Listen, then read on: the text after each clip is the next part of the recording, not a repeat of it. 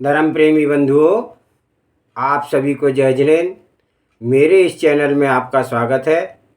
मेरे इस चैनल में जैन धर्म के ग्रंथ ज्ञानारणव का स्वाध्याय चल रहा है और इसके अंतर्गत आज हम 8वां श्लोक पढ़ेंगे, उसको समझेंगे।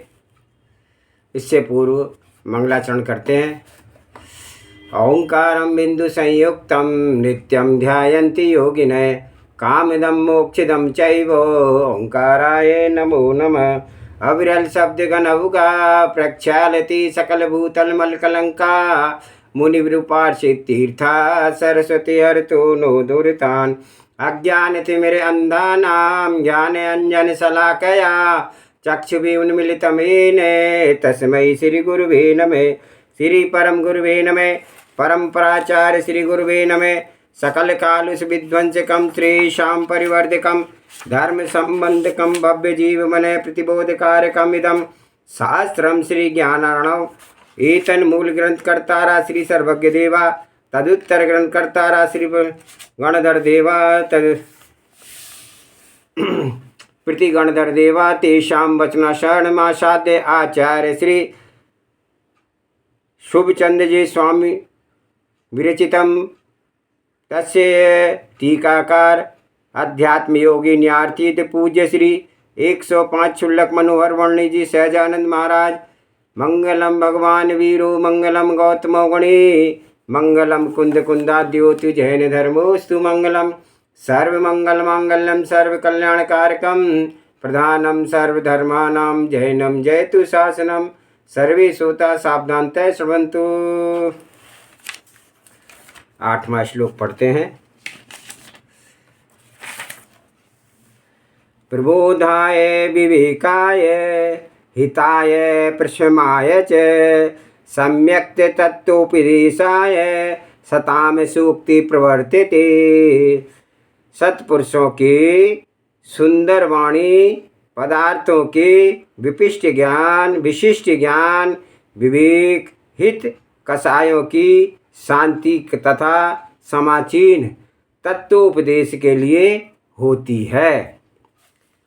आज वर्णी जी इसका प्रवचन रूप में बताते हैं, एक एक शब्द को अलग अलग करके उसका पूरा प्रयोजन बताते हैं। पुरुषों के सूक्तियों का प्रयोजन। सत्पुरुष क्यों उपदेश दिया करते हैं? उनके उपदेश से जनता को क्या मिलता है? उपदेश से उन प्रयोजनों को बताने के लिए यह श्लोक आया है। सज्जन पुरुषों की वाणी जीवों के प्रबोध के लिए, विवेक के लिए, हित के लिए, शांति के लिए और सम्यक उपदेश के लिए प्रवृत्त हुआ करती है। जिस वाणी में ये प्रयोजन ना हो, प्रत्युत उससे उल्टा ही प्रयोजन निकले तो वाणी एक बकवाद है। यह सूक्ति नहीं कही जा सकती है। सूक्ति का प्रथम प्रयोजन जो वाणी जीवों को प्रबोध दे, ऐसी वाणी सत्पुरुषों की हुआ करती है। जो वाणी राग में अंधा बना दे, वह वाणी सूक्ति नहीं कहला सकती। सज्जन पुरुषों का उपदेश विशेष रूप से इसलिए होता है कि लोगों का सही ज्ञान बने। यद्यपि उपदेश श्रवण से प्रयोजन इतना ही है कि तुम निज को निज में जान लो और पर को पर समझ लो तथा पर से निवृत्त होकर के अपने आप में लग जाओ, किंतु इतना सा काम करने के लिए स्वयं पर विषयक विशेष ज्ञान होना चाहिए। यद्यपि स्वयं पर के संबंध में जिसके जितना भी यथार्थ ज्ञान है वह इतने से प्रयोजन की सिद्धि कर लेता है, फिर भी यह बात आम है, साधारण है कि पदार्थों के संबंध में इतना विशेष परिज्ञान होना, भेद विज्ञान में उतने ही निर्मलता आवेगी।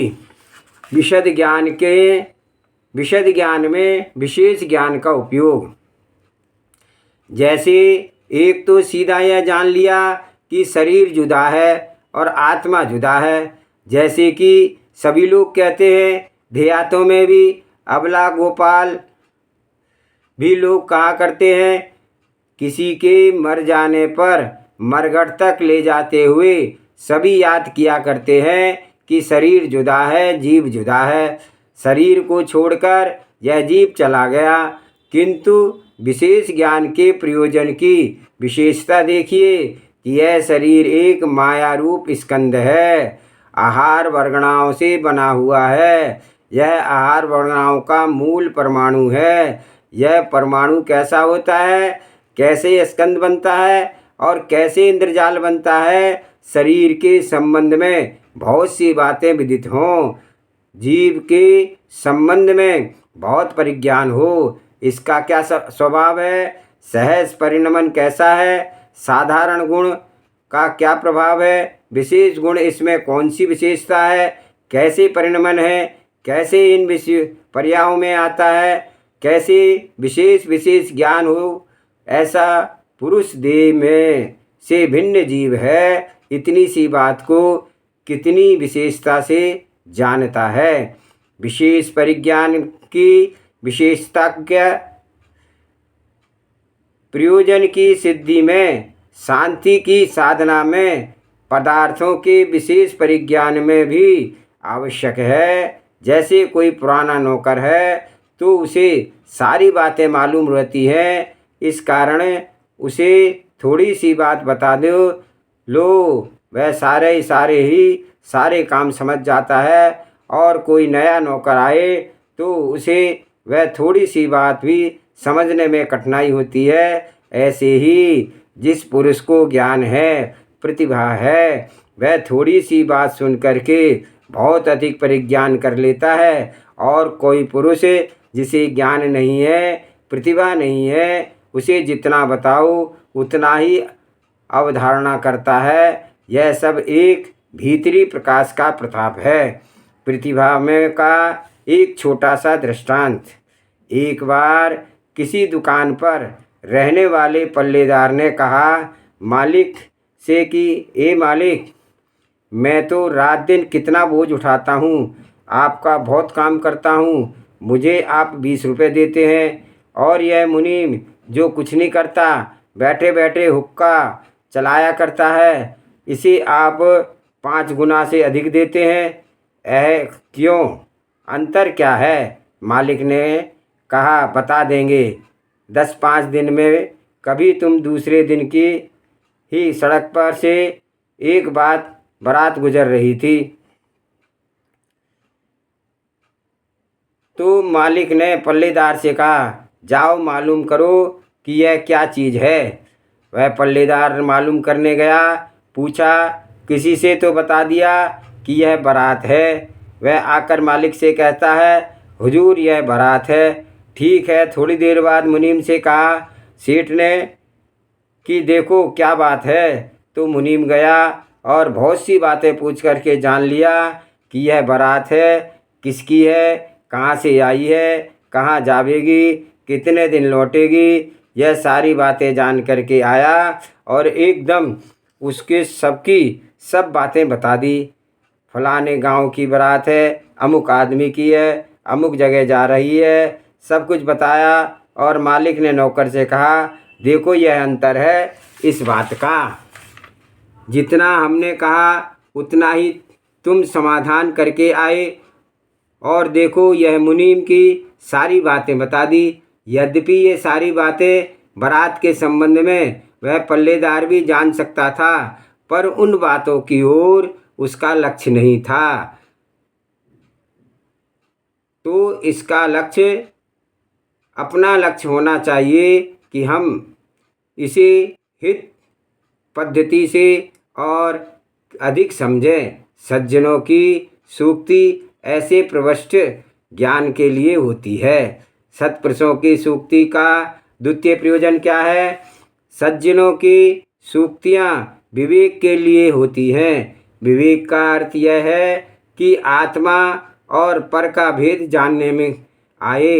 विवेक का अर्थ है लोग ज्ञान करते हैं इतना बड़ा विवेक किया अर्थात बहुत ज्ञान किया, पर विवेक का अर्थ ज्ञान नहीं। विवेक का सीधा अर्थ है टुकड़े कर देना,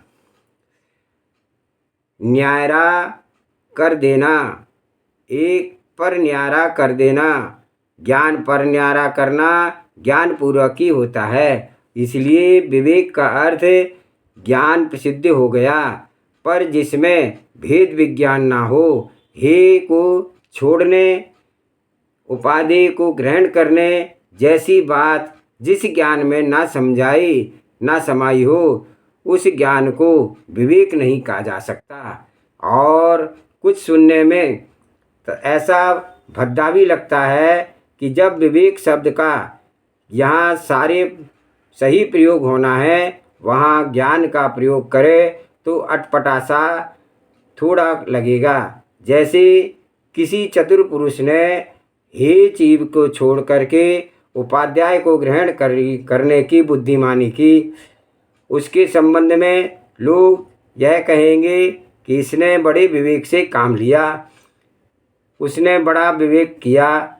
उस प्रसंग में उस कार्य के प्रतिबोधन के लिए यदि हम ऐसा कहें कि इसमें बड़ा ज्ञान किया, तो कुछ अटपटा सा लगा है या नहीं। विवेक का अर्थ भेद करना है। सज्जनों की सूक्ति हे को छुड़ा करके उपाधि को ग्रहण कराने के लिए होती है। इसलिए जिस ज्ञान के फल में यह हे त्याग और उपाधि ग्रहण करने की बुद्धि नहीं जगती, वह ज्ञान किसी काम का नहीं। अविवेक की स्थिति में जानकारी की दशा एक बहुत प्रसिद्ध दृष्टांत है। सुए को खूब रटा दिया। सुआ पिंजड़े में पला हुआ था कि रटा दिया गया पाठ की, देख तू इस पिंजड़े से भागना नहीं, भागना तो नलनी पर बैठ जाना। नलनी पर बैठ जाए तो दाना चुगने की कोशिश न करना, दाना चुगने तो उलट न जाना, उलट भी जाना तो छोड़कर उड़ जाना। पाठ इस तरह से का उस तोते को, सुए को याद करा दिया। ज्ञान विवेक तो था नहीं, सो मौका पाकर के वह पिंजरे से उड़ गया, नली पर बैठ गया, दाना चुगने लगा, उलट गया। मजबूती से पकड़े है कि नलिनी को उस पाठ वही पढ़ता रहा, उसे छोड़कर भाग नहीं पाता। ऐसे ही मोही जीव इस पाठ को तो यह था कि जो माया में चीज़ें हैं, विनाशकारी बातें हैं, उनका त्याग कर दो, सुखी करने की बातों को ग्रहण कर लो। पर यह न करे तो उसे रटने से और उसे ज्ञान से क्या लाभ है। विवेक से ही ज्ञान की सार्थकता। भैया हम भी पढ़ते हैं, आप भी पढ़ते हैं, आत्मा के अहित विषय कषाय, इनमें मेरी परिणति न जाए और कभी दिल में ठोकर ही ना लग जाए कि मैं कितनी निम्न दशा में हूँ। ऐसा विषय कषायों से जकड़ा हूँ, यह वास्तव में अहितकारी है, मेरे लाभ के लिए नहीं है। इतना तक भी चित्त में ना आए और रटा हुआ पाठ पढ़ते जाएं तो उसे ज्ञान कैसे कहा जाए। ज्ञान तो वही है जो विवेक के लिए बने। सज्जन पुरुषों की प्रवृत्ति विवेक के लिए होती है। जैसे किसी को रटा दिया, एश और नो, इन दोनों शब्दों को बहुत से लोग जानते हैं। कोई लोग ऐसे भी हैं जो यश की जगह नो कह देते हैं और नो की जगह यश कह बैठते हैं, क्योंकि उन्हें सही पता तो है नहीं, तो यह वह यश और नो रट लिया गया। विवेक पूर्वक नहीं तो विवेक बिना तो यह ज्ञान भार है, क्योंकि इस चैतन्य में ज्ञान हो रहा है ऐसे नहीं कह सकते। फिर भी करीब करीब ऐसे मानो जैसे रिकॉर्ड बोल जाते हैं, ये विवेक पूर्वक बोलते हैं क्या? ऐसे ही विवेक बिना ज्ञान भार है। सज्जनों, पुरुषों की सूक्तियाँ विवेक के लिए ही हुआ करती हैं। सत्पुरुषों की सूक्ति का तृतीय प्रयोजन, सत्पुरुषों का उपदेश हित के लिए होता है। हित उसे कहते हैं जिसमें शांति मिले। आत्मा का हित शांति है, और शांति वही वास्तव में जहाँ आकुलता ना हो, निराकुलता हो। निराकुलता सर्व प्रकार किसी सदा के लिए हो। मोक्ष में निराकुलता है। उस मोक्ष के लिए यत्न करना, बस यही हित का प्रयत्न है। परम हित मुक्ति में है। मुक्ति का अर्थ छूटना। शरीर, कर्म, कसाय, विषय, इच्छाएं, ये सब आपको जकड़े हुए हैं, और इस जकड़ाव से पथभ्रष्ट भी हम कोई हो जाते हैं। तो इस अज्ञान अंधकार में हम यत्न करते हैं बहुत बहुत सुख के लिए, पर जो यत्न होते हैं वे सब दुख के लिए ही होते हैं, दुख का कारण ही होते हैं। संसार दशा में हानि पर हानि, जैसे कोई कहते हैं ना, जिसका उदय अच्छा नहीं होता है कि भाई हमारा तो पाप का उदय है, हम जिसमें हाथ डालते हैं उसमें ही नुकसान पड़ता है। और यह जहाँ संसार अवस्था में तो देखो तो तीव्र पाप का उदय है। ये संसारी जीव जो भी यत्न करते हैं, पुरुषार्थ करते हैं, उसमें उन्हें हानि उठानी पड़ती है, लाभ कुछ नहीं मिलता। जैसे 10, 20, 50 वर्ष हो गए, घर गृहस्थी, बाल बच्चों को संभालने में कष्ट भी बहुत उठाया है, सब कुछ करने के बाद आज भी संतोष की स्थिति में नहीं है, कहो उल्टा और कलेश की स्थिति में आज आ गए हो। यहाँ बहुत समूह हो जाता है, कोई बात मानता है, कोई नहीं मानता है। समझ रहे कि ये पुत्र आदि मेरे अधीन हैं, मैं जो कहूँ सो उन्हें 100% वही करना पड़ेगा, किंतु वे स्वतंत्र पदार्थ हैं। उनके मन में आए तो करें, न मन में आए तो ना करें। अब यहाँ दुख भी होना पड़ रहा है, क्योंकि चित्त में यह बसाया है कि मैं इनका अधिकारी हूँ, जो मैं कहूँ सो इन्हें करना पड़ेगा। और यह बात वहाँ होती है जहाँ दुखी होना पड़ता है। भवसागर में शांति का नितांत अभाव। भैया 10, 20, 50 वर्ष गृहस्थी में रहते हुए, गृहस्थी के समस्त कार्य करते हुए, आज बताओ कितनी शांति है, कितना लाभ हासिल किया? कोई कुछ बता सकता है क्या? बात नहीं बता सकता। क्यों? लाभ मिलता हो तो बतावें, कुछ हासिल हुआ हो तो बतावें। ऐसे ही इस समग्र संसार में हर जगह भ्रमण करते हुए यह जीव अब तक कितने समागमों से गुजर करके भी आज वैसा का वैसा ही दीन, कायर, आशावाद, जन्म मरण के चक्र में रहने वाला बना हुआ है। कितनी कठिन परिस्थिति में फंसा है, और फिर भी कोई मोही अपने को सुखी माने तो वास्तव में वह सुखी नहीं है। घर दुकान के कार्यों में और उस सुख की मान्यता के विकल्पों में जितने भी निरंतर क्षोभ बसा हुआ है, और वह शांत विश्रांत नहीं हो पा रहा है, तो इसकी उसे शुद्ध नहीं है। तो इन सब बंधनों से मुक्ति मिले तो वहाँ निराकुलता समझिए। मुक्ति के उद्यम में यथार्थ ज्ञान की कर्तव्यता। मोक्ष पाने के लिए हमें कहीं भी क्या काम प्रारंभ करना चाहिए?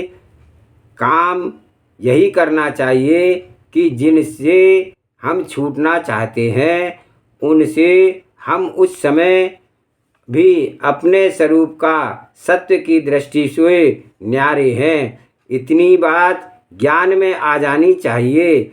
छूटना जब होगा तब शरीर का स्वरूप यह है, मेरा स्वरूप यह है, अमूर्त ज्ञानानंद स्वभाव है, ऐसा भेद जानने लगे। यदि यह भी नहीं किया तो अभी मुक्ति का मार्ग मिला ना समझिए, बल्कि यह संसार भ्रमण और लंबा होता चला जाएगा। भेद विज्ञान की बहुत बड़ी महिमा है। भेद विज्ञान का हम अब बहुत उपयोग करें। इसका आश्रय लिए बिना, इसकी कृपा पाए बिना हम दुखों से छूट नहीं सकते। सज्जन पुरुषों की वाणी ऐसे ही हित के लिए हुआ करती है। भेद विज्ञान व अभेद विज्ञान का एक कदम हितपूर्ण ज्ञान में प्रथम तो भेद विज्ञान है और फिर भेद विज्ञान का फल तो यह था कि हे को हे से हटें और उपादेश में लगें, तो यह हे से हटकर हम अपने विषयभूत निज ज्ञान रूप में लग जावें। अब परतत्व की शुद्ध नहीं हो रही तो इसे कहते हैं अभेद ज्ञान। तीन चीज़ें हुआ करती हैं। एक, भेद विज्ञान का अभाव, दूसरी बात भेद विज्ञान और तीसरी बात अभेद विज्ञान। भेद विज्ञान का अभाव तो दुख में ही है, वह तो अज्ञान अवस्था है। भेद विज्ञान के काल में उत्कर्ष शांति नहीं होती है, पर हाँ शांति की शुरुआत होने लगती है। उत्कर्ष शांति का साधक तो निर्विकल्प अभेद विज्ञान है, जिसमें सुख ना मिले, शांति ना मिले, वह ज्ञान क्या है। सत्पुरुषों की सूक्ति का चौथा प्रयोजन है कि सज्जन पुरुषों की सूक्तियाँ शांति के लिए होती हैं। न तो चंद्रमा की किरणें इतनी शीतल हैं, न शीतल रत्नों के हार इन हिमग्रहों में इतना शीतल है जितने शीतल सज्जन पुरुषों के वचन हुआ करते हैं। क्या मानसिक क्लेश वालों को बर्फ के घर में धर दें तो आताप संताप हो जाएगा। सज्जन पुरुषों के वचनों से ही क्षमता के मानसिक चिंताओं के आश्रय से जले हुए व्यक्ति को शीतल कर सकें। सज्जन पुरुषों के वचन भेद विज्ञान उत्पन्न करा करके समस्त क्लेशों को शांत करा देते हैं। सज्जन पुरुषों के वचन शांति के लिए हुआ करते हैं। शांति का अर्थ विषाद, कषाय, आकुलता, मंद होना है। सज्जन पुरुषों की सूक्तियाँ तो सभी जीवों को शांति उत्पन्न करने के लिए हुआ करती हैं। सत्पुरुषों की सूक्तियों का पंचम प्रयोजन है सत्पुरुषों का उपदेश सम्यक यथा तत्र का उपदेश के लिए हुआ करती है। जिन वचनों में विपरीत तत्वों का उपदेश भरा हो वह वचन सत्पुरुषों के हैं। जिनका अभिप्राय दूषित है, जो बोलेंगे वह बिगाड़ के लिए बोलेंगे, और जिनका अभिप्राय विशुद्ध है, वे जो वाणी बोलेंगे वह वाणी स्वयं और पर के उपकार के लिए होगी। सज्जन पुरुष कहते हैं उसे जो संसार, शरीर और भोगों से विरक्त हो, जो न किसी संसार में लिपटना चाहता हो, न इस संसार से झुका रहता हो और भोगों से अत्यंत दूर रहता हो, वह सज्जन पुरुष है। सज्जन पुरुषों की वाणी का आश्रय लेकर के भव्य जीव संसार के कष्टों से सदा के लिए मुक्त हो जाते हैं। ग्रंथ की भूमिका में विविध ज्ञान का प्रकाश। यह ग्रंथ ज्ञानार्णव रचा जा रहा है।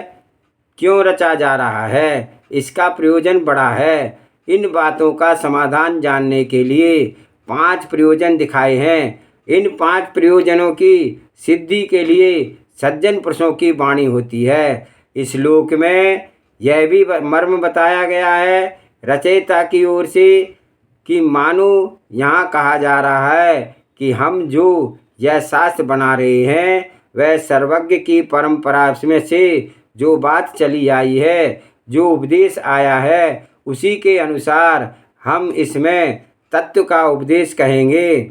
सर्वज्ञ देव की परंपरा से चले आए हुए उपदेश इन जीवों को हितकारी हैं, क्योंकि यही यथार्थ परंपरा उपदेश बोध करा सकता है, विवेक करा सकता है, हित करा सकता है, शांति करा सकता है। उन्हीं प्रयोजनों की सिद्धि के लिए हम इस ग्रंथ को बताएंगे।